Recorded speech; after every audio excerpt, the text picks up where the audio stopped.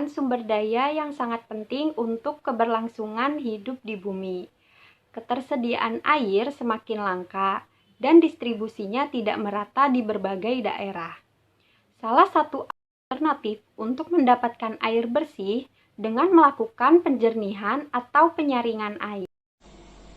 Penjernihan air merupakan sejumlah proses yang dijalankan untuk menghasilkan air yang bisa digunakan dalam kebutuhan tertentu, seperti untuk air minum, mandi, mencuci, dan selain itu juga bisa digunakan dalam proses industri, medis, dan lain-lain.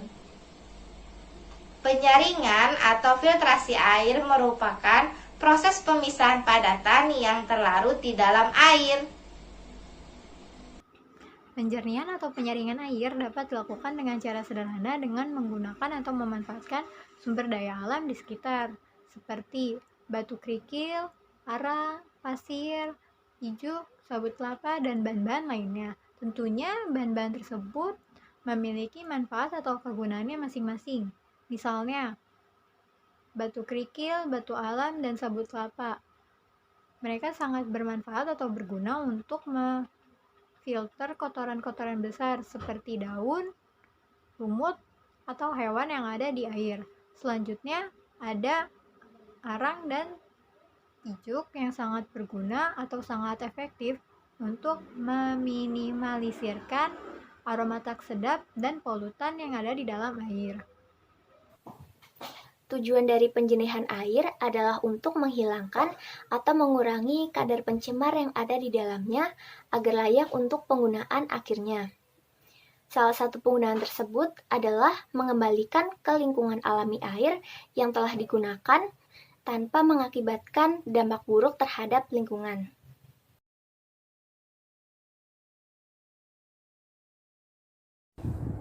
Adapun alat dan bahan untuk melakukan penyaringan air. Yang pertama ada air deterjen bekas cucian. Yang kedua ada botol bekas berukuran besar. Yang ketiga ada kapas. Yang keempat ada gunting. Yang kelima ada cutter. Yang keenam ada arang. Yang ketujuh ada kerikil kecil. Yang kedelapan ada kerikil besar. Yang kesembilan ada pasir. Nah, itu tadi bahan-bahannya, kemudian akan dipraktikkan oleh rekan saya Hani. Kali ini, saya akan melakukan percobaan penjernihan air dengan menggunakan alat sederhana yang dibuat di rumah dan bahan-bahan yang ada di sekitar kita. Air yang akan disaring yaitu air bekas cucian pakaian. Sebenarnya, air yang bisa disaring ini bisa air apa saja, seperti bisa air sumur, air danau, air kali, air selokan, dan lain-lain. Tetapi pada percobaan kali ini, kelompok kami akan menggunakan air bekas cucian pakaian. Semoga video ini bisa menginspirasi teman-teman yang menonton ya. Selamat menyaksikan. Pertama-tama, kita potong sepertiga botol dengan menggunakan cutter.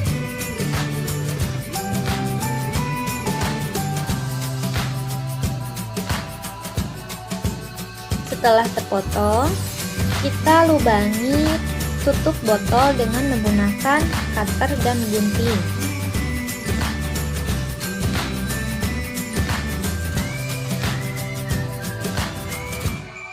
Lalu, tutup kembali botol dengan menggunakan tutup tersebut dan simpan botol dengan mengarah ke bawah.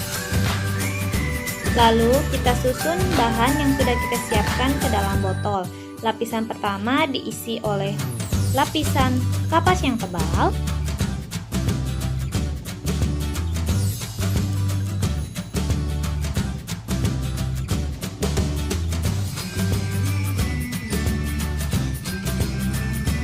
Lalu lapisan kedua diisi dengan pasir. Lapisan ketiga diisi dengan kerikil-kerikil kecil. Lapisan keempat diisi kembali dengan menggunakan lapisan kapas.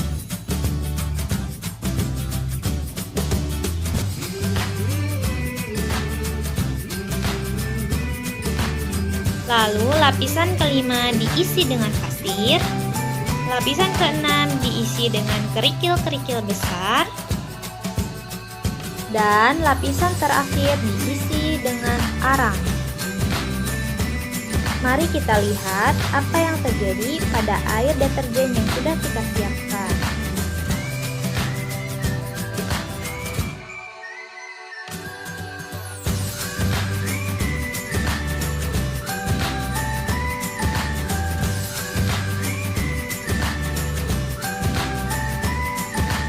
Baik, selanjutnya kita lihat perbedaan air bekas cucian sebelum dan sesudah disaring menggunakan saringan sederhana ini.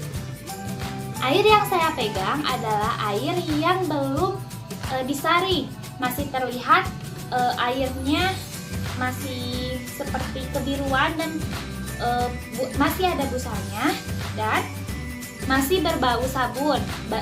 Bau sabunnya masih kuat. Sedangkan air yang saya pegang ini adalah air yang sudah disaring menggunakan saringan sederhana. Terlihat airnya sedikit berubah, lebih terlihat tidak putih atau kebiruan dan tidak berbau sabun serta sudah tidak berbusa kembali.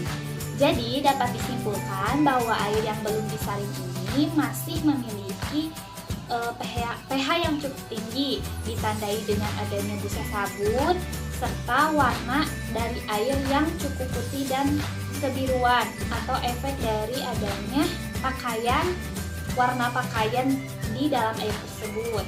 Sedangkan air yang telah disaring ini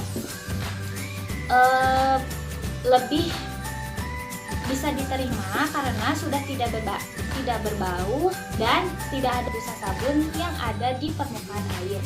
Jadi air ini akan lebih tidak mencemari lingkungan karena sudah disaring terlebih dahulu. Dari penjelasan ini cukup sekian, semoga bisa dipahami dengan mudah dan bisa dicoba di rumah. Terima kasih. Wassalamualaikum warahmatullahi wabarakatuh. Menurunkan kekeruhan, mengurangi bau, rasa, dan warna, menurunkan dan mematikan mikroorganisme, mengurangi kadar bahan-bahan yang terlarut dalam air, menurunkan kesadaran, dan terakhir memperbaiki derajat kesamaan arai.